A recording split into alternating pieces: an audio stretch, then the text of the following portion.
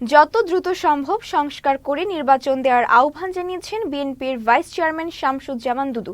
আজ সকালে কুড়িগ্রাম জেলা শহরের আলমাস কমিউনিটি সেন্টার জেলা বিএনপির রাষ্ট্র কাঠামো মেরামতের ৩১ দফা ও জনসম্পৃক্তি প্রশিক্ষণ কর্মশালার উদ্বোধন অনুষ্ঠানে এই কথা বলেন তিনি।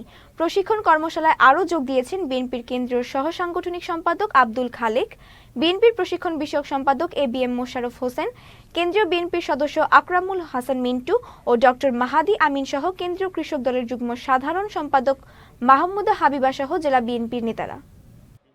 বিভিন্ন রাজনৈতিক দলের আলোচনা ক্রমে 27 দফা আরও বেশি পরিশুদ্ধ হয়ে 31 দফা।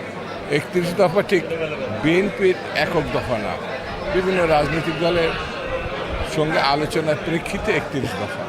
31 দফায় উল্লেখ করা হয়েছে যে আরও যদি কোনো নতুন প্রসঙ্গ আসে সেটা সংযোজিত হবে।